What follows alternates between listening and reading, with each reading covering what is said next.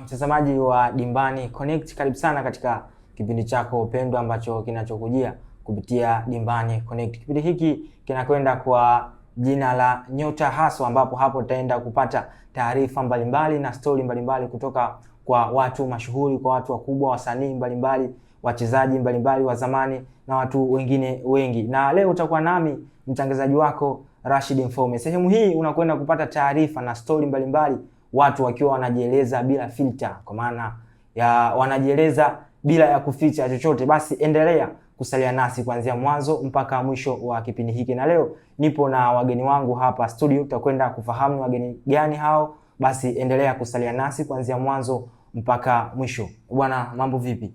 Bwana, safi sana. Uko sawa sawa? Niko sawa sawa. Karibuni sana. Asante sana. Naweza kufahamu jina lako? Mimi jina kwa mujibu wa NIDA ni Goima Mwamwingila, lakini ulimwengu wa sanaa ya muziki wanifahamu kama Mtalimbo. Sawa. Mimi naitwa Abdulatif Mtawa. Jina la sanaa? Jina la sanaa naitwa Abdulatino. Abdulatino. Ni hiyo Abdulatif tumeedit kidogo imekuwa Abdulatino. Sasa bwana mtazamaji, hawa ni wasanii kutokea katika kundi la Watu Kweli, ambao leo hii tupo nao hapa kupiga nao story mbalimbali ili kuweza kufahamu wamekuja na jambo gani. Basi utakwenda kusikia. Bwana, Watu Kweli, tumeona kuna ngoma yenu hivi sasa ikiwa inafanya vyema, inafanya vizuri sana, inakwenda kwa jina la Lau Nafasi. Sasa katika hii nyimbo yenu kuna baadhi ya mistari naona imetolewa, tunaweza tukasema kwa namna hiyo hapo, kutokea katika nyimbo ya Kilo Jazz Band ambayo walikuwa wanaimba. Ni nini hasa ambacho mlikifikiria kuweza kutumia hii mistari kwenye nyimbo yenu ya Lau Nafasi?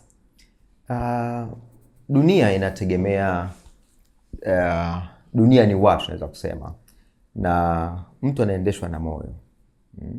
Kwa hiyo moyo ni kitu ambacho kikitibiwa kwa ufasaha, dunia nzima inakwenda vizuri. Kwa hiyo tunaposema Lau Nafasi ni nyimbo ambayo inahusu mapenzi, nyimbo ya mahaba. Kwa hiyo ni jinsi ambavyo mtu anajinyenyekeza apate, kama inavyosema lau lepe la kuweza kusema sasa yale ambayo anatamani ayaseme kwa mpenzi wake ama kwa mtu ambaye anampenda sana. Ndio Lau Nafasi. Kwa hiyo tumeona kwamba jamii inahitaji upendo kwa zaidi, lakini tumeona pia jinsi ambavyo jamii inaelezea upendo kidogo imekuwa na mushkeli, kwa sababu sasa hivi wengine utasikia mtu amejiua amenini. Sasa wale watu wangepata Lau Nafasi aweze kusema kidogo, basi nadhani magonjwa ya moyo yangepotea sana. Kwa hiyo tunaweza tukasema hii nyimbo ya Lau Nafasi imekwenda kusema au kuwakilisha sauti za watu wengi ambao wapo huko nyuma, ambao sauti zao hazisikiki. Swadakta, mahaba lazima yapate sehemu ya kunenewa. Kwa hiyo ndio ya Lau Nafasi. Lau Nafasi. Lakini sio hilo tu. Lau Nafasi ni nyimbo ambazo ni moja kati ya urithi ambao kama usiposhikiliwa vizuri unaweza kupotea. Mababu zetu, wazee wetu walifanya kazi kubwa sana. Kwa hiyo sisi kama pia kizazi cha ambacho tunaishi sasa, lakini bahati tumepata pia kuishi kwa miongo minne. Kwa hiyo walau tulisikia tukiwa wadogo ikiwa inakimbiza. Sasa tuna jukumu la kuhakikisha kwamba haipotei katika uso wa dunia. Mwenzangu huwa anajua jinsi kuelezea vizuri kitu hapa. Hizo bwana ni lulu za taifa ambazo tunatakiwa tuzihuishe, kwa sababu tukifanya masuala vizazi hivi vya sasa Gen Z hawazijui, yani wanaweza wasizijue. Tutawasikilizisha vipi? Ndio tunawasikilizisha katika hiyo modern way. Tumetoa alafu tumeifanya katika modern way ambayo Gen Z anaweza akasikiliza. Alafu sasa wale ma legend wenyewe wanapata Kwa hiyo tunakufanya wote sawa. Tukufanya jambo likaishia hewani. Kuna watu wanapenda, wanathamini, wanaenzi kazi zetu. Sawa. Sasa tunaona katika hizi kazi za sanaa, ndio msanii labda akichukua baadhi sehemu ya nyimbo kutoka kwa msanii X kuzitumia katika nyimbo yake, lazima apate kibali ili aweze kumfahamisha yule msanii kwamba nyimbo yake itatumika kwa msanii mwingine, si ndio? Vipi kwa upande wenu nyinyi? Mmepata ruhusa ama kibali kutoka kwa Kilwa Jazz Band?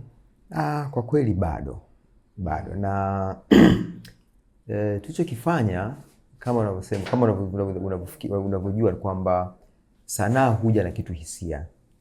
Kwa hiyo ikija hisia ya kufanya jambo unafanya, lakini hiyo ni udhaifu ambao tunasema tunakiri uko hapo. Baada ya kuona hasa Kilwa Jazz wako wapi, tunawapatia wapi, labda tuanze ziara kuwatafuta Tanzania nzima. Tukasema okay, tufanye, alafu tutakwenda kwa wazee wetu, tuambie jamani, tumefanya hiki kitu, mnasemaje? Basi baada hapo mambo mengine tunaamini atakwenda vizuri sana. Sasa kama wakitokea wakaenda kuwashtaki kwa upande wenu, hii imekaa, umeoni kama itakuwa ni shida kwa upande wenu? Mashtaka yameumbiwa binadamu, na baba yako akikushtaki unapiga magoti naomba radhi. Sasa unataka kushtakiwa na nani? Kuna nyimbo nyingi sana ziko nje ya nchi hatujachukua. Simesema hii tuna jukumu la kubeba kazi za Kitanzania, ndio sababu ya kufanya hivyo. Na sanaa nyingi sana inafanya vitu vingi sana katika kuhakikisha kwamba jambo halipotei. Tuna watu kama wakina Tingatinga wanachora. Kuna watu wanachora tingatinga wako huko na Njilinji huko, wako kwetu kule Ifakara Mgeta huko, na hata hawamfahamu aliyechora. Lakini inapotokea kazi nzuri nasema sana mpea kwa mzee, bwana unasemaje mzee? Unasema kweli hii ni kazi kubwa. Na sisi tunajua kwamba kwa busara ya Mtanzania, mwanamuziki ama msanii akiona umefanya kitu kizuri, cha kwanza atakupongeza. Alafu ndo mtaangalia njia ya kwenda mbele. Nyimbo nyingi zinarekodiwa na zinaishia huko, hata hazitoki. Mimi tafika labda kuzungumzia huko, lakini nyimbo ya kwanza nimerekodi mwaka 96 na haijapata kusikika kokote zaidi ya redioni, sijui wiki mbili tatu na ikapotelea huko. Sasa basi huko tutafika kwenda kuyafahamu hayo yote. Sasa tungependa kufahamu Watu Kweli, si ndio? Kwa nini umekuja na jina la Watu Kweli? Watu Kweli lilianzia wapi? Maana kila kitu huwa na mwanzo wake na huwa ina maana yake. Ninyi Watu Kweli limetokea wapi na kwa nini mkaja na jina la Watu Kweli? The chanzo ya Watu Kweli. Cha Watu Kweli. Okay. Watu Kweli ni tunaweza kusema ni kama filosofia ya kimaisha, kwamba dunia inahitaji watu kweli ili iweze kuendelea kuwa dunia ambayo inastahimili kuishi kwa watu.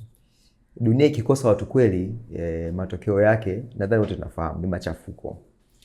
Watu kweli maana yake ni watu ambao wanatamani kuona yeye na jamii inayomzunguka ikifurahia maisha. Na moja kati ya kigezo kikubwa kabisa cha kufurahia maisha ni kuwa mkweli. Kuna wenzetu wa vitabu vya dini wakwambia ukweli utakuweka huru. Na sisi tumechagua hivyo sababu aina yetu ya maisha ni hayo. Ukifuatilia mapito yetu, ni nadra sana kukuta kuna makando kando. Tunapenda kuwa watu kweli. Vijana wa sasa nasema mmenyoka. Lakini pia tunasema kuna jina jingine unaweza kalitumia likamfanya mmoja awepo ndani, mwingine akimbie kukimbia, asipende kujiita. Lakini ukisema mtu kweli, yani hata ninapoondoka hapa hivi nikisema bwana fomu za Watu Kweli ziko online, Mfaume ataingia atasaini. Lakini sipendi kusema majina gani, lakini kuna jina ambalo linamfanya mtu mwingine ajiulize, hili jina ni la kwangu? Mbona mimi halinifit? Kwa tunaamini Watu Kweli ni jina jumuishi ambalo litabeba kila mtu. Dini haingii hapo, kabila haliingii hapo, utaifa huingii, labda tu kwa sababu ya neno Kiswahili ndio ambalo litamfanya mtu aseme kwamba bwana hili sasa ni la kwetu, lakini tunasema ni brand ya kidunia. Sawa. Sasa bila ya kwenda mbali zaidi, ili kwa yule mtazamaji ambaye anatutazama hivi sasa na hajaweza kupata nafasi ya kuisikia hiyo nyimbo ya Lau Nafasi, naweza mkatupatia kionjo kidogo ili mtazamaji ambaye yupo hivi sasa anatazama aweze kupata hicho kionjo ili baadaye sasa akaitafute hiyo nyimbo ya Lau Nafasi. Okay. Karibu sana. Asante. Watu wazima sasa, machozi yote tumboni, tuimbe wote. napenda nipate lau nafasi nipate kusema nawe kidogo, mzio naumia. Napenda nipate lau nafasi nipate kusema nawe kidogo, moyoni naumia. Hakika la kusema bado sijalipata, nimeona leo bora nikuimbie. Huenda labda moyo wako kadunda, ikaja siku ukajanipoza moyo mama. Mwenzio naumia.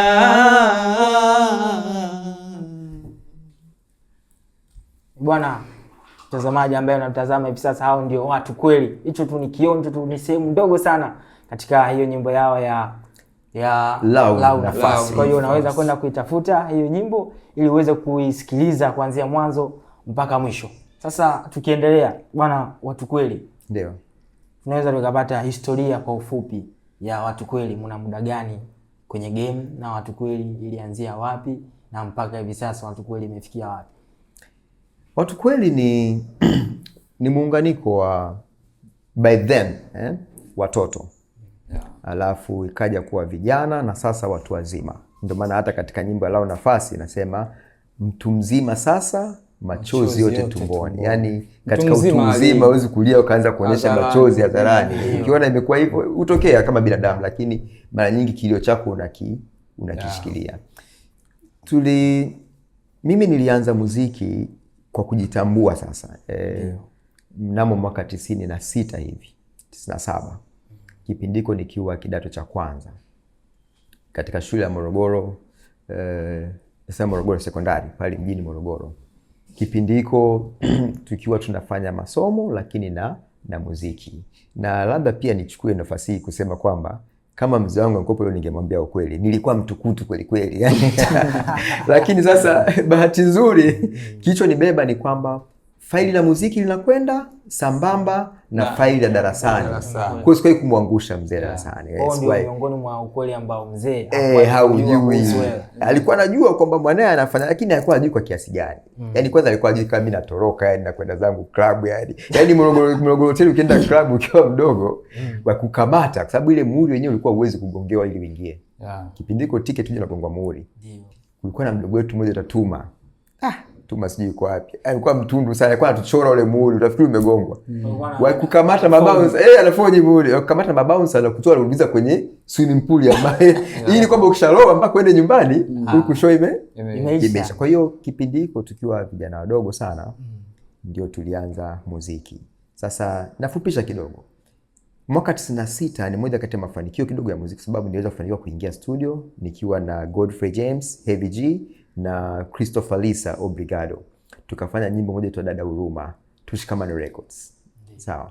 Baada ya hapo haikupata airtime ya kutosha, ilipigwa kidogo na DJ Dogo wa Radio Kweli kidogo hivyo, tape yenyewe Chrome ile kaenda kapotea, maisha yakaishia hapo. Lakini nilipohama kwenda kuhamia boarding school, maisha ya boarding, nikakutana na mwanangu Abdulatino. Boarding ndo Minaki sasa hapo. Minaki nazungumzia sio hii Minaki ya sasa hivi lami. Ndiko tunapanda ma-adventure, mabasi pale kufungwa kipago cha manati pale mbele adventure. Kuna kikona kinaitwa Kinyanyiko. Hiyo kona, yani mimi nakumbuka, mimi nimejihamisha shule. Yani mimi mzazi wangu mzee akukubali mimi niondoke nyumbani. Mbona ulikuwa mtukutu? Kwa hiyo mimi kwa hiyo anti yangu, brother yangu alinisaidia fedha, sawa? Nikatumia na jina la mzee mpaka nikapata shule Minaki. Kwa hiyo mimi nimesoma Minaki mpaka nimemaliza. Hakuna ndugu yangu aliyekufika ile shule. Lakini walikuwa wanajua kama unasoma Minaki. Wanajua, mzee nampelekea ripoti. Kwanza mzee kupa hela, ni ripoti anaangalia. Ada shingapi? 14,000, kipindiko 15,000, sija anatoa 15,000. Jembe ili nanunua au utachukua ndani store hivyo. Kwa patia hela nasoma mpaka namaliza shule. Lakini tukiwa Minaki sasa tukutana na mwanangu, kaanza kufanya muziki pamoja. Na kipindi hiko mimi nilimkuta jamaa na hit sana. Kwa nilipofika mimi kabla bwana nisikilize na mimi. Piga freestyle pale, akasema mwanangu nawe kumbe unaweza. Tukaungana pamoja. Lakini sio shetani gani akaingia kati umeweza form 4 ile? Mimi mistress ya Moseka kwa ananipenda. Sasa mimi kipindi niko Moseki nilikuwa mmoja wa icon fulani. Unajua kufahamika kwa watu 1400 sio mchezo.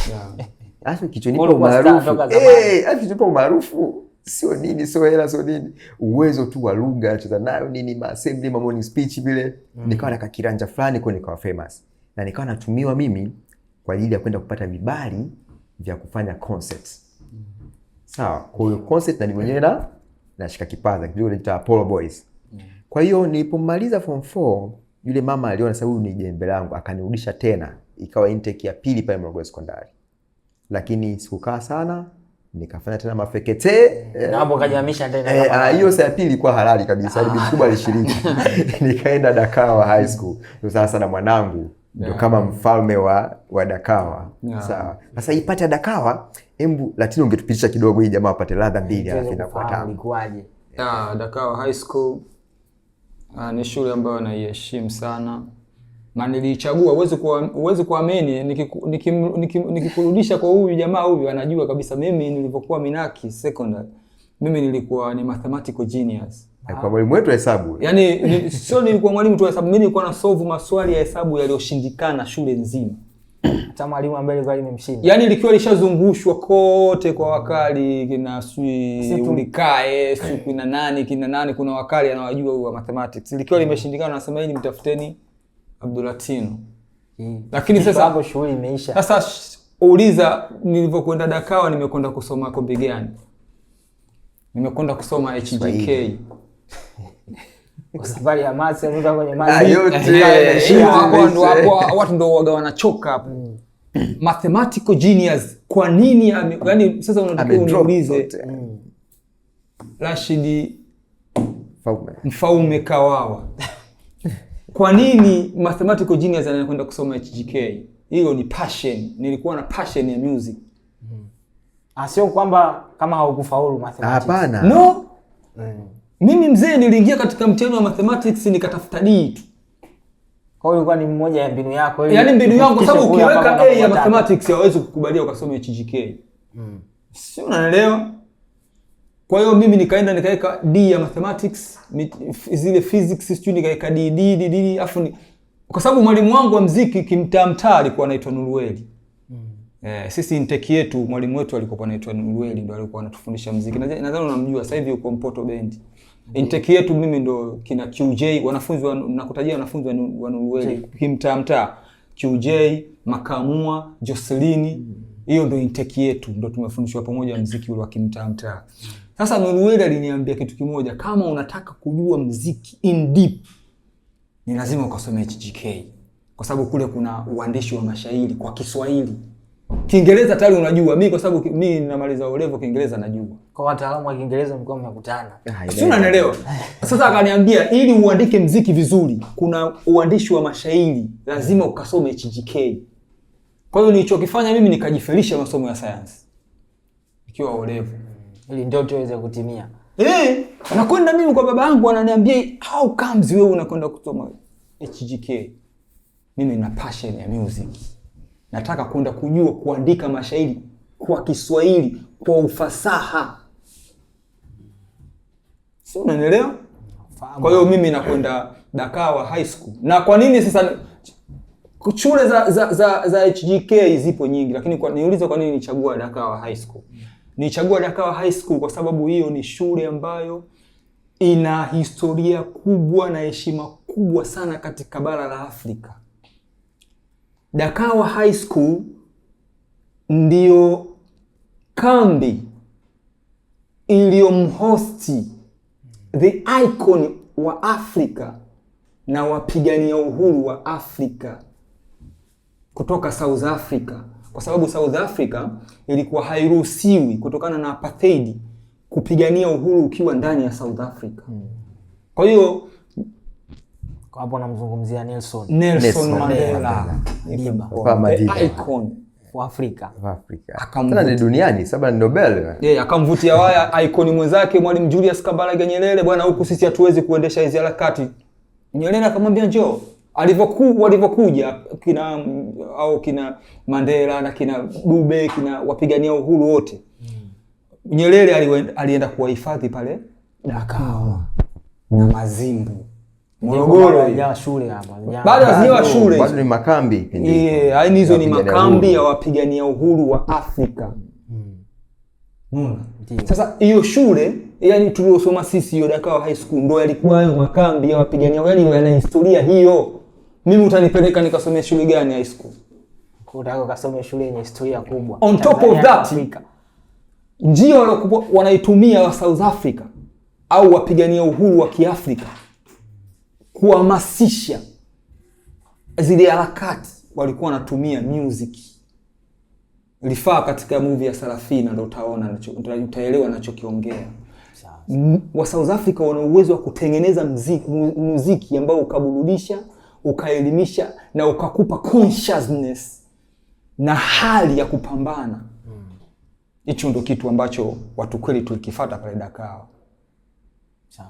Na tumekipata, tunashukuru alhamdulillah, kwa sababu katika concerts ije concert ya talent show Dakawa High School, mimi na mwanangu wakati huo tunajiita Tough Family, tunaua Tough Family kipindi kabla ya watu kweli. Kabla watu kweli hiyo ilikuwa ni Tough Family, na hiyo Tough Family ilikuwa ni watu wengi, familia kweli, yani sio mtu mmoja wewe, familia kubwa.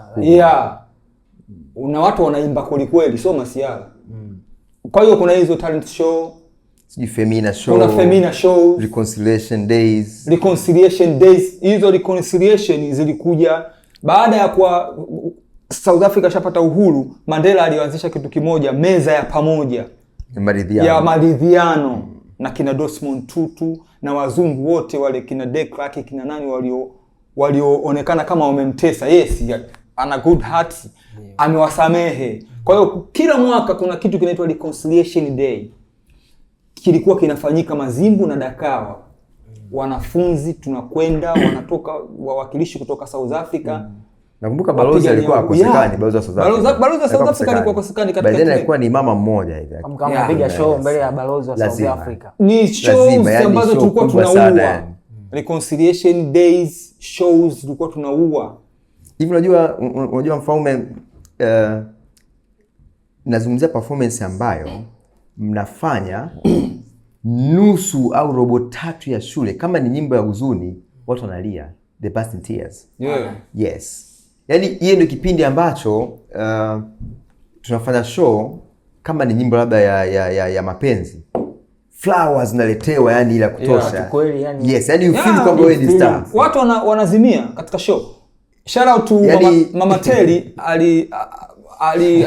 alileta kitu Femina show. Kama unakumbuka kitu kama Femina, ilikuwa ilikuwa ni movement kabisa. Femina ilikuwa ni movement kabisa, clubs katika mashule mbalimbali.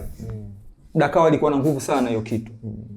Hiyo na nyinyi hapo sana, yani ukisimama tu, kwa sababu kwa kipindi kile ilikuwa kikubwa, tulikuwa tunataka kupiga vita ukimwi. Kipindi kile ndio ilikuwa kitu kibaya sana ambacho kinafokasiwa tukinani. Sasa tukisimama tusije ikiwa I don't prefer ngono, watu wote wataitika ngono. You don't prefer ngono bwana, we don't prefer ngono. Stop, don't prefer. Hatari sana. Tumemaliza, watu wameelewa, consciousness imeingia. Mama Terry akasema mkirudi Dar es Salaam niandalieni wimbo wa kupiga vita unyanyapaa. Hatari. Kafanya hizo harakati, unyanyapaa unaosikia tena. Sasa hivi umeisha. Kwa hiyo bwana tumegia zitafu ama kwa sasa watu kweli. Watu kweli. Mna historia kubwa sana katika tuseme hata katika uhuru wa South Africa. Na nyinyi pia mna sasa tumekuta tayari uhuru umeshapatikana. Kwa sasa ni zile maridhiano, vile vikao vya maridhiano. Kwamba sisi South Africa uhuru tayari 94, sisi tumekuja baadaye. Kwa hiyo tunafaidi matunda sasa.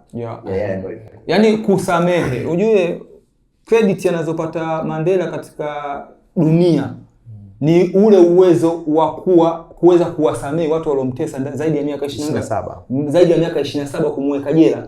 Alivyopata nchi hakutaka visasi. Ndio alianzisha kitu kinaitwa reconciliation day, siku ya maridhiano. Kitu ambacho nadhani hata hapa Tanzania tunakihitaji kwa sasa. Okay. Kwa hiyo baada kumalizia kipati kidogo sasa, baada sasa kutoka shuleni kwanza 2000 tukafanya kazi moja kwa Mika Mwamba. Baada ya hapo 2010 ndio Watu Kweli ikazaliwa tena. Wakati bwana na mishe zake kazini na mimi mishe zangu kazini, lakini tukaunda sasa Watu Kweli na tukafanya track moja kwa Man Water, Man Maji. Kipindi hiko bwana, unakumbuka wakati chorus kidogo tu ya Fall in Love. Fall in Love, yes. Nimesha fall in love, fall in love, nimesha fall in love, fall in love. Sauti nasikika toka kwangu, come back, so come baby, enjoy my simple love, me I see and dream my future with you girl, that's why I don't wanna leave you girl, see my broken heart, who can make you right, no one girl, see my broken heart, who can make you right, no one cause girl. So kitu kama hicho, fikiria anazungumzia 2010 tunafanya track ambayo ni dance fulani, yani kama umechukua papo ukamtoa Nigeria ukamrudisha hapa. By then kina P Square ndo ana hit. Ilikuwa ni kitu Watu Kweli by then. Hiyo kutoka kwenye nisema the chaff, sio? Hadi Watu Kweli. Watu Kweli ilizaliwa mwaka gani sasa jina Watu Kweli? 2010. Lakini hatujatendea haki toka 2010, ni kama tumeisusa vile. Fanya track inaweka huko. Watu Kweli mna nyimbo ngapi ambazo mmezitoa mkiwa kama Watu Kweli kwa kipindi hicho kuanzia 2010 mpaka sasa mwaka 2026? Nyimbo ambazo tumezitoa naweza kusema ni nyimbo 2. Fall in Love, sawa, na ambayo sasa tumetoa Lau Nafasi. Lakini serious business music ni Lau Nafasi ndio tunakwenda mbele. Kabla ya hapo huwezi kututrace ukatupata, sababu hata accounts hazikuwa zifanyi kazi. Sahihi. Kwa sasa Lau Nafasi tunaweza tukatumia kauli ya kusema Lau Nafasi imezaliwa upya sasa. Lau Nafasi imezaliwa upya, na naweza kusema kwamba sisi tunapokea track ni hiyo hapo, mtu asikilize, alafu aingie pale comment aseme bwana hii track sijaielewa. Sababu tuna mawe mengine zaidi ya 7 yako ndani. Lau Nafasi inaweza kasubiri, lakini management yetu imesema Lau Nafasi ndio nyimbo ya kutambulisha. Kundi la Lau Nafasi Watu Kweli. Watu Kweli mpo ni wawili ama kuna wengine nyinyi kama wawakilishi wa wako? Watu Kweli hawana idadi. Watu Kweli hawana idadi. Kuna Watu Kweli ambao wenyewe wazuri kwenye kutengeneza t-shirts. Kuna Watu Kweli wao kazi yao kwenye masuala ya promotion. Kuna Watu Kweli kama hivyo watu wa media. Yaani Watu Kweli ni crew kubwa sana. Lakini tumetangulia sisi mbele kwa maana ya ile nasema ni sura ya kundi. Lakini kunyuma yetu wako watu wengi sana linawakilishwa, na it's open to everybody. Yani hata wewe ambaye unaangalia ukifeel kwamba unapenda kuwa Mtu Kweli, karibu join the movement. Cha msingi tuwe real, usiwe fake. Kundi la Watu Kweli, nyinyi mnafanya muziki wa aina ipi? Tushazoea labda kuna bongo flavor, kuna watu wa rap, hip hop tuseme, kuna singeli, kuna taarab. Nyinyi Watu Kweli mmejikita hasa katika aina ipi ya muziki? Unazungumzia muziki mzuri. Yani ukishasema muziki mzuri ndio muziki wa Watu Kweli. Lakini kikubwa napenda sana mwenzangu anavyoniambia kwamba kwa sababu tuna uwezo wa kufanya hiki na hiki na hiki na hiki. Sawa, muziki wetu unaweza kufanyika. Lakini kwenye damu yetu tunaporudi kama Watu Kweli, tumesema hebu tuwaletee ladha hii ambayo imekosekana kwa muda mrefu. Ladha ya muziki fulani ambayo ni R&B na kama zouk fulani. Sawa, sasa hivi umesikia Lau Nafasi ni mahazi ya Kitanzania asili kabisa. Lakini bado utasikia kuna R&B tapigwa, utasikia kidogo hivyo. Kwa hiyo ni muziki fulani ambao tunategemea ufanyike katika mahazi ya bendi zaidi. Mahazi ya bendi zaidi. Tunatamani kufanya yule muziki kweli. Ndio wakasema Watu Kweli, muziki kweli, yes. Kwa hiyo kwa ufupi tunasema bongo flavor, sababu bongo flavor inabeba vitu. Ni bongo flavor, lakini kwa sababu tunaamini kwamba ili uwe mwanamuziki kweli lazima uweze kufanya live band. Kwa hiyo sisi tutafanya live band performance. Unless budget yako ya booking ndio itubane. Yani tukiwa hatuna jinsi kabisa ndio tutafanya playback. Lakini ukija na budget nzuri kwenye booking tutafanya live band performance. Kwa sasa milango ya fursa kwa wale watu wanaohitaji live performance, milango iko wazi. Wamone manager wetu Moruo, namba ya simu 07 07 85 07 85 95 41 92. Narudia tena 07 85 07 85 95 41 92. Bwana, hiyo ndio namba ya mawasiliano kwa yeyote ambaye anahitaji kuwapata Watu Kweli. Basi namba hiyo hapo tayari wamekutajia, kwa unaweza ukawasiliana nao ili kuweza kupata kwa taarifa zao nyingi zaidi, na kama unahitaji una show yako, basi milango ya fursa ipo wazi. Na sio show tu, kama unahitaji kuandikiwa ngoma kali, unahitaji kufundishwa tunafanya vocal training, tunaandika.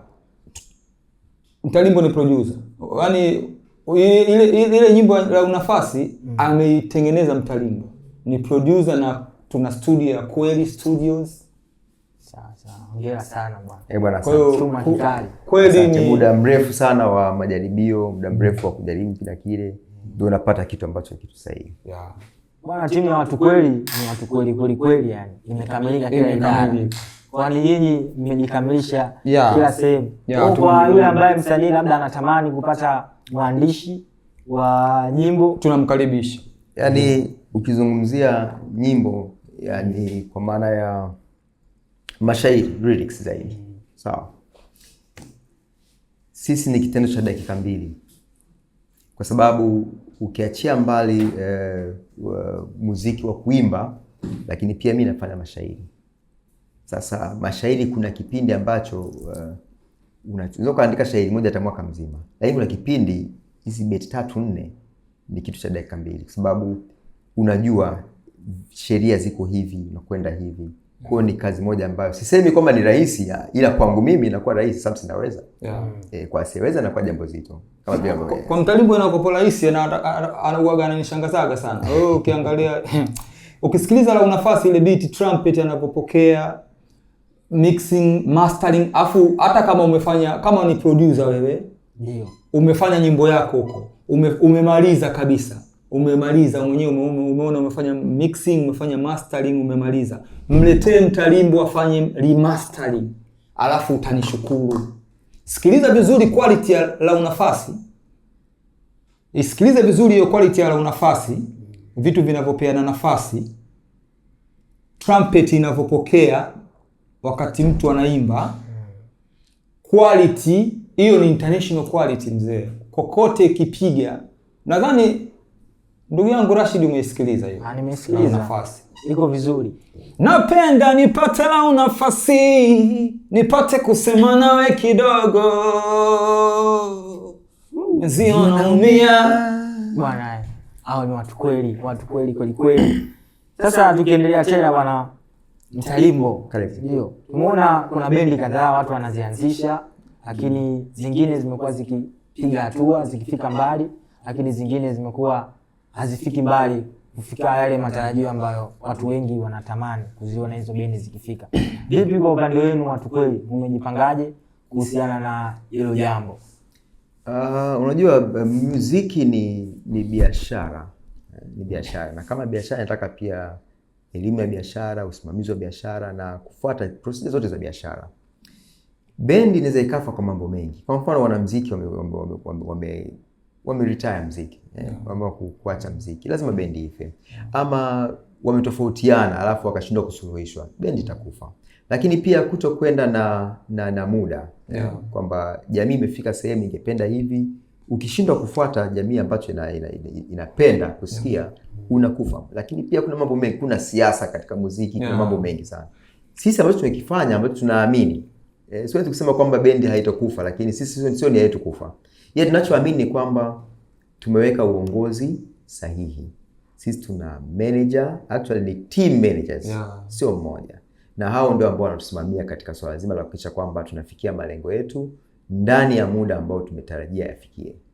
Kwa sababu unaweza kuweka malengo ya miaka 2 hapo kafika baada ya miaka 10, hiyo pia nayo sio nzuri. Kwa hiyo tunaamini kupitia manager wetu, shout out to Jay Wise, Muruo King na Muruo King, watu wanasimamia vizuri sana. Watu wanatusimamia vizuri sana. Kutoka katika discipline ya hali ya juu sana. tulipata kupita katika nani moja katika mahojiano yaliyopita, na Mwamba alielezea vizuri sana kwamba kwanza kuna hiyo discipline, kwanza kuna utaalamu, lakini pia kuna discipline, kukubali kuwa flexible, kurekebishwa. Tumeni moja kuwa manager, kuwa manager. Kwa maana kuna watu wako manager, wako manager bali hawamanagiki. Yani mtu anajua, yani kwa maana hawaongezeki, yani hawaongezeki, yani baadhi, sio wote. Mimi najua bwana, sikiliza, show ya Dodoma, watu Dodoma wanapenda muziki, show ianze saa 2. Mimi ndo najua, nilikuwa Dodoma pale mwaka 2010, mimi ndaanza saa 6. Sio, unaelewa? Kwa hiyo lazima uwape nafasi managers wako wa kushape wewe. Usipofanya hivyo ngumu sana. Yaani kipaji bila usimamizi wa kipaji hamna kitu. Hauwezi kutoboa. Yaani la nafasi imehiti unaanza kuvimba. Uende kokote. Wewe nani? Utafika mbali. Ufiki kokote muziki wa bongo. Yaani kama anakupigia simu unapia nani? The chanzo. Ushajisahau yani wewe ndo wewe tena ni ndio maana katika watu kweli kuna kakamati ka discipline. Sawa. Bwana, tunaona katika baadhi ya watu, japo sio wote, wakianza hii tasnia ya muziki wamekuwa wenyewe, lakini na nukuu wao, baadhi ya watu wanazungumza kwamba muziki haulipi, wanaamua kuachana na muziki, wanaingia kwenye shughuli zingine kwenda kufanya harakati zao. Lakini nyinyi mmezungumza kwamba nyinyi kwa nini sasa imekuwa tofauti. Mmetoka kwenye hizo harakati zenu, mmerudi tena kwenye muziki. Ni kipi cha tofauti ambacho nyinyi mmekiona kwenye muziki ambacho wengine wamekikimbia, nyinyi mmekwenda kukifuata? Sisi bwana, kwenye muziki tumerudishwa kinguvu. Kwa matakwa yenu. Sio kwa matakwa yetu. Yaani sisi, ngoja sasa nikupe hii scenario. Sisi tushamaliza Dakar kusoma high school. Tumekuja mtaani, tumeingia university. Tumechukua sasa vyeti vyetu, tumechukua bachelor zetu, tumeingia makazini fresh kabisa. Huyu mwana akawa yupo Dar es Salaam hapa na makazi yake. Mimi nikaenda Zanzibar. Na kampuni moja sitaki kuitaja kwa sababu ni tangazo la bure itakuwa. Unaona fanya makazi ya watu nini hivyo, yani na mengine ya jamii kujitolea. Lakini sasa ikaja ikatokea mwezi wa 12 mwaka jana, dada yetu RIP Rudigarda Mavika tuliosoma naye Dakar High School alifariki. RIP. Ilikuwa ni nzito sana, nzito mno. Yani msiba ndani ya siku 3, huyu bwana au mimi hatuweza hata kucomment. Huo msiba Bwana Rashid ndio ulioturudisha sisi katika muziki. Kwa sababu katika ule msiba sisi tulipewa taski ya kutunga wimbo wa maombolezo. Kwa sababu watu wanaosoma Dakar wanatujua, Tough Family bado wanatuita Tough Family. Nyinyi mchango wenu katika msiba, tengenezeni wimbo wa kuomboleza.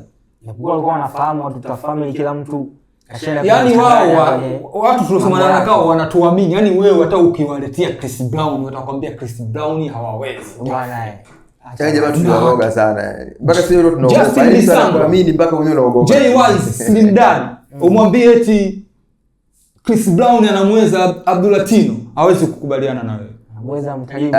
Sasa mchawi wa hali ya juu sana. Nikamwambia mwanangu Mtalimbo. Mwanangu Mtalimbo, wewe si ni DJ? Make the beat. Aka make the beat, tukatengeneza lyrics. Tulivyotengeneza lyrics zile, ni kweli kifo kipo ilombona, kinachagua wazuri tu tuwapendao. Hivi rudi, ni kweli umekwenda, ni wewe rudi, umerudisha watu kweli.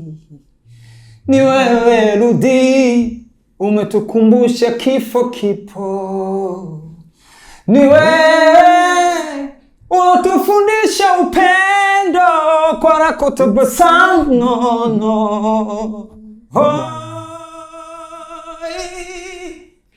kwa nini ungebaki wala ukesha. Hiyo ngoma ilipigwa zaidi ya mara 10 pale St. Immaculata Upanga. wakati wa kuaga. Sasa swali ambalo liliturudisha katika mziki ni yule shemeji yetu, mume wa marehemu Ludigalda. Tumekwenda kumtembelea watoto, tunawaangalia wale. Yule shemeji yetu alituuliza sisi, nyinyi ni wanamuziki? Swali, yani hilo swali tulivyomjibu nikasoma kabisa ile facial expression yake ni kwamba ni kama anatudai. Yani ni kama anasema, mbona nyinyi ni wanamuziki wakali kuliko nawasikia katika maredio na ma-TV? Kwa nini hamfanyi muziki? Kwa hiyo pale tukapata ile deni la kwamba okay, kumbe kuna watu wanatudai, yani kwamba watu watendei haki. Ndo sasa mwenetu, shout out to Justin Biswangwa, J-Wise, huyo Slim Daddy, mtumbadi tu. Kuna siku lazima tutamlazimisha, yeye apendagi kukaa katika kamera kama hivi sana. Tutamleta huyo sasa, ndo alituhakikishia, akatuambia sikilizeni. Akatukabidhi sasa kwa Moluo King ambaye ndo meneja wetu. Alongside Justin Biswangwa, J-Wise, the Slim Daddy. Wenetu, embu acheni kila kitu mnachofanya. Acheni makazi, acheni biashara na nini. Embu tulipeni ile deni kuhusiana na hii sanaa ya muziki. Ni kama kuna kitu kinakosekana hapa ambacho nyinyi ndo mnacho.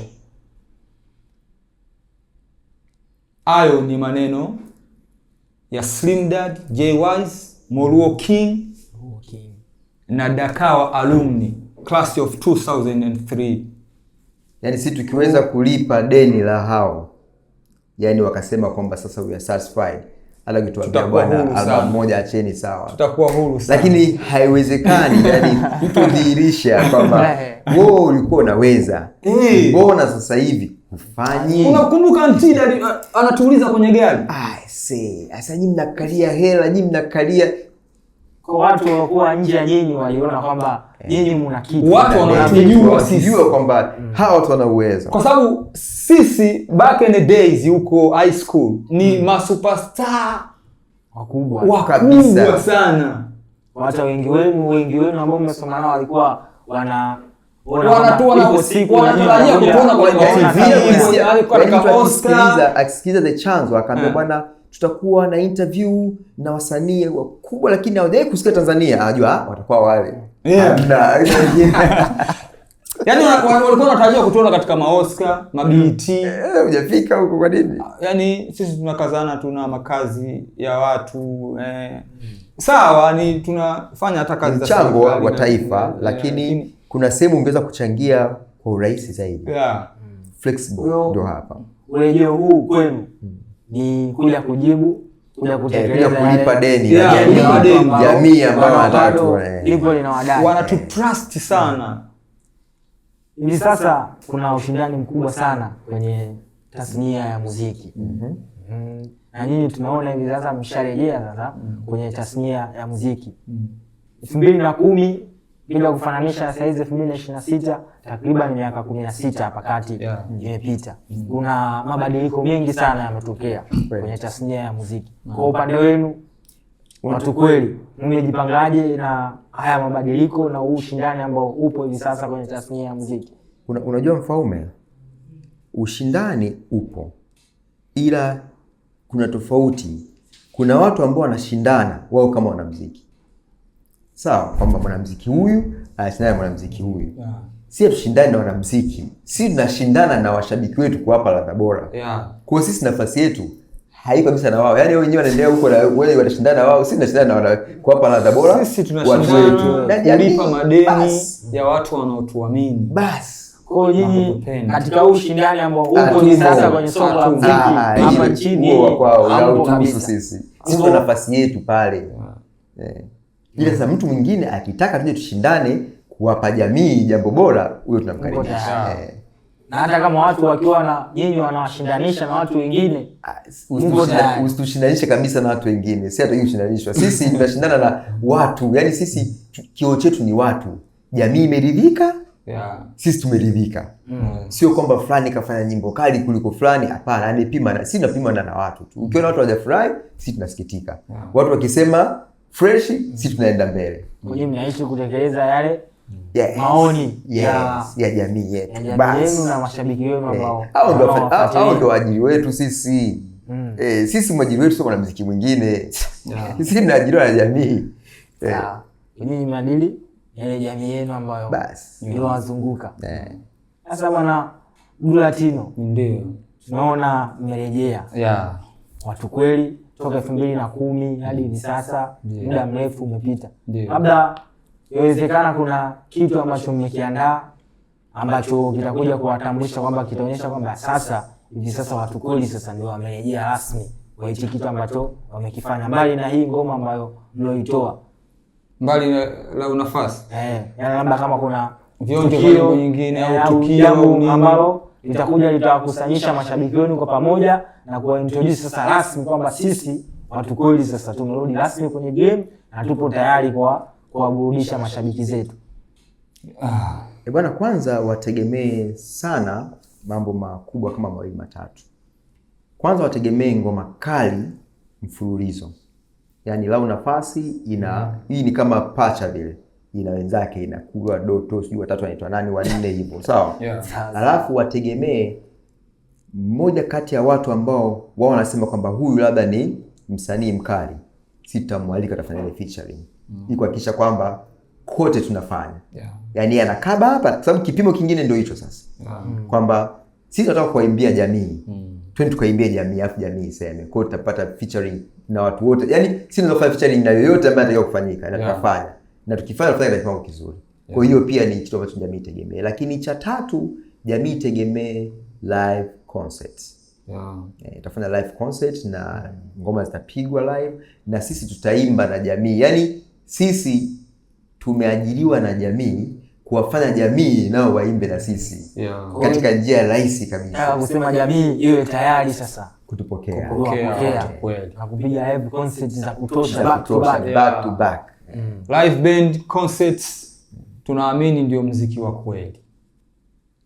Ila kama bajeti yako au bajeti ya maandalizi haitatosha, tutafanya playback, tutafanya beat chorus, dancers, setup ya setup ya performance uwaga inaendana na budget. Asikudanganye mtu bwana.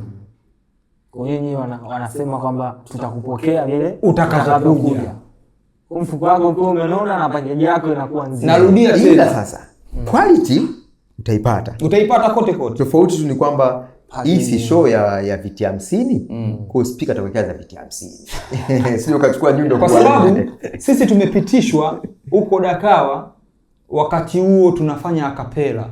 Hakuna mic, hakuna speaker, hakuna, tunaimba akapela kwenye holi. Afuata wanacheza. Kikiongezeka kitu tutapigiwa tu ngoma na vitu vya asili. Na Bwana Rashid, hautatoka katika hiyo. Yaani mpaka tunamaliza session. Mpaka mwalimu wa zamu anakuja anasema sasa concert imeisha, fungeni concert. Watu bado wanataka. Quest for more. Alafu sio muziki tu, yani sio music tu. Tukitoka hapo tunaweza tukafanya hata tamthilia. Huyu bwana ni mwandishi mzuri wa vitabu.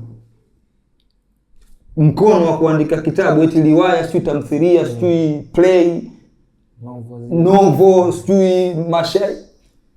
Kwa hiyo ni full package ya wasanii. Unajua huwezi kuwa mwanamuziki bila kuwa msanii. Hili swali naonaga sana watu wanachemka katika kulijibu. Kati ya msanii na mwanamuziki. Wanamuziki wengi sana eti wanachukulia kama msanii ni mtu muongo. Yaani si unajua ni katika napinga sana hiyo kitu. Yaani katika mtazamo wa kijamii msanii no. Msanii hakuna mwanamuziki ambaye sio msanii. Yaani msanii lazima uanze kuwa msanii afu ndio mwanamuziki. Ni sawa sawa na ubunge na uwaziri. hauwezi kuwa waziri mpaka uwe mbunge. Yaani mawaziri wote ni wabunge, japo sio mawaziri, sio wabunge wote ni mawaziri. Kwa hiyo wanamuziki wote ni wasanii, japo sio wasanii wote ni wanamuziki. Sio, unanielewa bwana? Hapo kwa maana hivi, hebu tufafanulie mtazamaji ambaye yuko anakutazama hivi sasa aweze kufahamu ile kati hiyo tofauti. Yaani sanaa ndio package yote, package kubwa. Katika hii wasanii hawa, kuna wasanii wa kuimba ndio wao wanamuziki. Kuna wasanii wa kuchonga, wachongaji. Kuna wasanii wa kucheza, sio, unaelewa? Kwa hiyo hakuna mwanamuziki ambaye sio msanii. Msanii wa kuigiza pia. Na hapa nadhani Latino ni jamii ndio huwa inachanganya mambo. Inachanganya sana kutokana na ile hali ya kwamba hapa katikati ilikuwa mtu akifanya jambo ambalo na uongo hivi anaitwa msanii.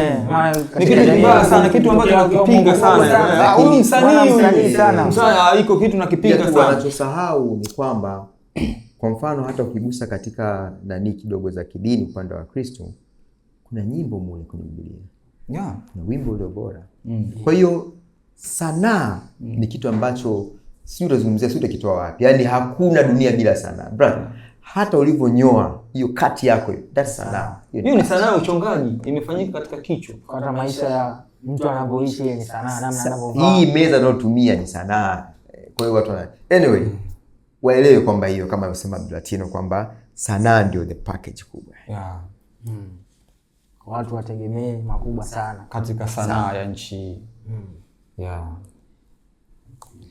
Ninyi Watu Kweli vipi, tayari mshasajiliwa kwenye Baraza la Sanaa? Tupo na sio leo tu. Sisi ni memba kabisa na crew nzima iko pale, na sio pale peke yake, tupo pia Kosota. Yeah. Kama msanii mmoja. Sasa nataka tuongezee sasa iwe sanii kama kundi. Kwa sisi ni members. Ukienda ukisearch pale Goima mama mwingine utamkuta yuko Kosota, yuko Basata. Mnatambulika kisheria. Sema watu wanadaiwa ni vyama vya muziki sasa. Kwa mfano chama cha muziki wa kizazi kipya, inabidi turudi kule. Jamani, tumerudi. Kuna kazi zetu wakubwa wako kule wakina Sogi nani. Yes, bwana tumerudi Sogi fresh. Nafanya sajili. Sababu hii ni kitu ambacho usipofanya kuna vitu vingi unajinyima mwenyewe. Fursa nyingi unajinyima wewe mwenyewe. Kwanza utambuzi, ni lazima serikali yako ijue uko wapi na unafanya nini. Sisi wote tuko chini ya serikali. Kwa hiyo hii ni lazima, wala sio ombi. Na tayari bahati nzuri kikao cha juzi na manager ishawekwa wazi na bajeti yake ishawekwa, kwa hiyo anytime mafikete yanafanyika inatabiriwa kama yes. Sasa kwa yule ambaye msanii yupo hivi sasa anakutazama au anawatazama nyinyi hapo kama Watu Kweli, na ana kipaji cha kuimba na anatamani kuungana na timu ya Watu Kweli, vipi, kuna fursa hiyo kwa mtu ambaye anahitaji kuungana na nyinyi Watu Kweli? Namba ni zile zile za manager wetu Moluo King, 0785 954192. Narudia 0785 954192. Unataka kujiunga na timu ya Watu Kweli, kufanyiwa vocal training, kufundishwa muziki kweli, kuandikiwa nyimbo. Mwingine anaweza akataka bwana wewe niandikie tu ngoma, baba sisi hatuandiki nyimbo, tunaandika hits. Sio nyimbo, ni hits. Hatuandikagi sisi nyimbo, sisi tunaandika hits. Ukitaka kujua, sikiliza la unafasi. Ni vile tu kwamba manager hajaruhusu zingine kuachia, lakini ungesikiliza, unakagua herufi kwa herufi, filtered vizuri kwamba ipite isipite. Nyuma ya kamera tutakwenda kukuplayia extended play. EP yenyewe anaelewa nyimbo zaidi ya 10. Alafu utatuambia katika zile nyimbo hii ipi ambayo sio ya kufuta. Yaani sisi hatuandikagi nyimbo, sisi tunaandikaga hits. Kwa mashabiki zenu wategemee hiyo EP hit juu ya hit, ama mtakuwa tu mnatoa moja. Sasa kwenye kikao katika kikao cha Watu Kweli, hapa J-Wise, Slim Daddy, hapa Moluo King, hapa Abdulatino, hapa Mwesa, walikuwa wengi tu. Kuna Heavy G alikuwepo. Kuna madam wengine ambao ni wake za watu ambao turuhusiwi kuwataja, lakini nao ni Watu Kweli. tunavutana, tuachie extended play au tuachie single moja moja, kwa sababu kila wakiangalia yani kila tukiplay itokee hii hit, kila tukiplay hii hit, kila mwisho wa siku Justin Bisangwa the JY the sim, huyo ndo JY kwa sababu huyo ndo mastermind, jina lenyewe unalisikia JY, akasema no, tukitoa extended play tutakuwa yani tumefanya tumejizulumu na tumewazulumu washabiki wetu, kwa sababu atashindwa asikilize ipi. Hapa ni bora tuachie single moja moja. Kwa mnawaacha kwanza sikilize chuma hicho anatulia. Hayo ni maamuzi ya JYs, the Slim Daddy ambaye ndo mastermind wa watu kweli. Huyo ndo mastermind wa watu kweli. JYs, Justin Bisangwa, shout out to Slim Daddy, Justin Bisangwa. Anakuambia dondosha moja moja moja moja moja moja. Kwa hiyo tutadondosha moja moja. Bumper to bumper, no gap. Kuanzia sasa mashabiki wenu watategemea chuma kwa chuma. Chuma kwa chuma, no gap. Kuna ubabe fulani ambao unaufanya kwamba mimi labda nina karata 10. Sawa? Mwingine ana karata 2. Unatoa karata moja kali. Huyo anasema ngoja hii chuje mimi niingie. Wewe unampiga na nyingine. Kwa hiyo atasubiani kama mtu amerekodi hapa amezeka ndani, unajua mpaka zitaisha fashion yani. Kama kuchuja atasubiri zichuje zote 10. Lini? Yaani mpaka sisi kwanza jamaa tunamchuja hivyo. Kwa hiyo hizi mchuja. Tulipokuwa Dakar, huyo mwanangu Justin Bisangwa, JYs, the Slim Daddy, aliniita mchuja. Sijui alikuwa na maana gani, lakini baadaye alikuja kuniambia yani wewe ni mtu ambaye una uwezo mkubwa sana wa kuchukua vitu ukachuja pumba zile na ukatoa mchele. Yani una uwezo wa kufilter vitu, yani hata madini kutoka katika matope ukatoa gold pale. Ndio maana ya uchuja. Unaelewa bana? Sawa sawa. Hivi sasa nyimbo nyingi ambazo zimekuwa zinatolewa, baadhi zingine zimekuwa watu Baraza la Sanaa la Tanzania wamekuwa wakizifungia, zingine jamii wamekuwa wakilalamika kwamba nyimbo hazina maadili, maudhui yake sio mazuri. Nyinyi watu kweli mmezungumza kwamba nyinyi ni watu kweli. Vipi kwa upande wenu watu kweli? Katika ngoma ambazo tayari hizo nimesema yani zipo tayari bado kutoka. Zimezingatia hayo maadili ya tamaduni ya nchi yetu? Katika jambo ambalo hutarajii kulikuta kwetu wala halitoweza kutokea ni hilo. Kwa sababu mtu mpaka anatoa ziko chache ambazo unaweza kusema kwamba hapa msanii aliamini kwamba hii ni sanaa ameifanya, ameficha. Lakini sivyo bahati kwamba sanaa imekuwa wazi. Lakini wako wengine ambao ni kama vile wanafanya makusudi kutafuta kiki. Sasa sisi tunakwenda kuwa senior citizen muda sio mrefu. Unajua miaka zaidi ya miaka 40 sio mtu utafuta kiki kiajabu ajabu. Sisi tuna families, tuna watoto, tuna watu ambao tuna inspire katika maeneo mbalimbali. Achia mbali music peke yake, sawa? Kwa mfano ukiachia mbali music, mimi ni mwenyekiti wa kamati ya vijana Afrika kwa ajili ya kuwasaidia kwenye masuala ya uandishi. Sawa. Sasa empata picha mtu ambaye unaitwa kutoka Pan African Writers Association. Unaitwa kwenda kukaa vikao vya kuangalia mustakabali wa vijana Afrika, alafu una nyimbo imezuiliwa BASATA. Ni aibu. Maana yake ni kwamba umeshindwa kutumia fasihi kuwakilisha ujumbe wako. Sawa. Nyimbo zinaandikwa kwa mfano nitakupa ka story kadogo sana just a minute, alafu utaona jinsi gani fasihi inafanya kazi. Nikiwa mdogo darasa la kwanza, rafiki yake mama alikuja. Sawa? Wakawa wanaongea pale. Sasa wanaongea, wewe mtoto nenda kacheze. Nimechukua hivyo kuwakilisha kwamba mimi ndio huyo mtoto, lakini ni story nyingine. Kwamba wewe mtoto kacheze, mimi sitaki, nataka nicheze karibu yao. Sasa wale wakawa wanapiga story. Kumbe walikuwa na mambo wanataka kuongea ya kikubwa, lakini mimi sipaswi kuyasikia. Sasa wasinge nyamaza. Kwa hiyo nakumbuka ni story ambayo nilihadisiwa, kwa mimi nilihadisia. Yule akasema kwamba naona mzee siku hizi anaendelea vizuri, walau vikombe viwili vya uji anamaliza. Mimi nikimwangalia ni mzee ambaye anaenda vitani anapigana jeshini. Si umekuwa kazi ya fasihi ipo kila sehemu yote. Mimi nikuja kuelewa yani nikiwa mtu mzima kwamba yule mshua fali kubwa kwa naumwa vikombe viwili kwa viendi. lakini sasa vikombe vili vinaenda. Kwa hiyo kutukana, lugha kali sio expression sana ya sanaa. Lakini huenda kuna nchi ambazo ndio zinastahili hivyo. Sisi tungependa tufuate miongozo ya serikali yetu. Lakini pia wakati huo tunaikumbusha pia serikali kwamba isiwe makamanda sasa. Sidhani kama kazi ya BASATA ni kuwa kamanda, kuwa askari jela, hapana. Pia inapaswa kuangalia katika ulimwengu wa sanaa na kwendaje. Mambo yanabadilika. Sasa mambo yanabadilika. Mambo yanabadilika. Bwana, kwa kumalizia sasa. Ndio. Unawaahidi nini mashabiki zenu? Watu kweli tumeona sasa msharudi rasmi kwenye game. Kwa mnawaahidi kitu gani mashabiki zenu ambao hivi sasa wapo wanawafuatilia pia pamoja na hiyo familia yenu ya Dakawa? Mnawaahidi kitu gani hii leo kupitia hapa media yetu? Yaani tunawaahidi ngoma juu ya ngoma. No gap. Yaani hiyo tunawaahidi kabisa mpaka watakapokuwa satisfied. Sisi tunawaahidi kulipa hilo deni la miaka yote tuliowakalia kimya na kuendelea na vitu vingine. Na labda pia ingependeza kama pia na mashabiki nao watuahidi kwamba watatukomoa kwa kuangalia na kusikiliza nyimbo zetu. Kupitia social media zote.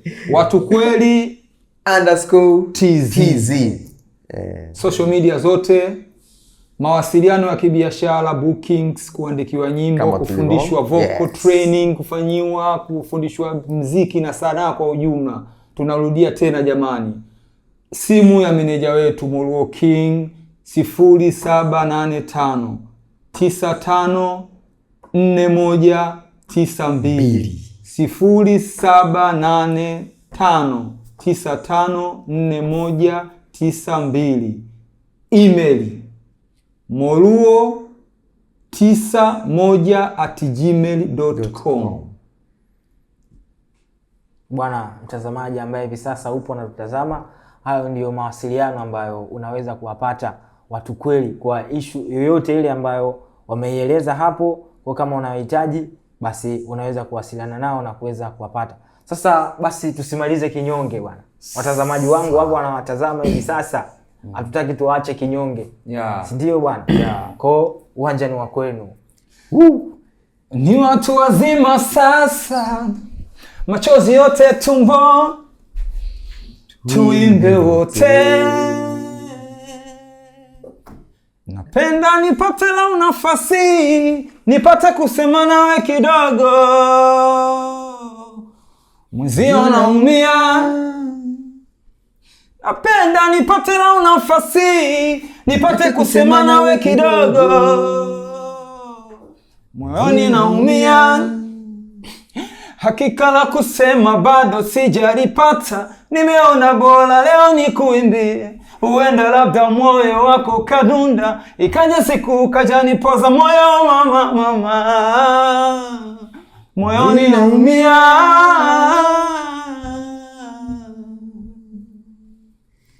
We mtalimbo taniwa mautunduwayo Abdulatino analia, msikilize baby. Watu kweli for life.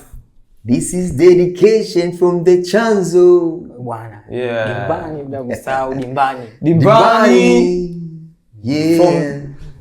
Bwana mtazamaji wa Nyota Hustle, ndo tunamaliza kwa namna hiyo hapo, ambao leo hii tulikuwa tuna wageni wetu kutokea watu kweli. Watu kweli tulikuwa na Mtalimbo pamoja na Abdulatino, na ulikuwa nami mtangazaji wako Rashid Mfaume, bila kusahau nyuma ya kamera tulikuwa na kameramani wetu Dawai, ambaye yeye ndo alihakikisha kila kitu kinakwenda sawa, tunaonekana mbele ya kamera tukiwa tunawaka sana. Shout out sana. Tukutane tena wakati mwingine.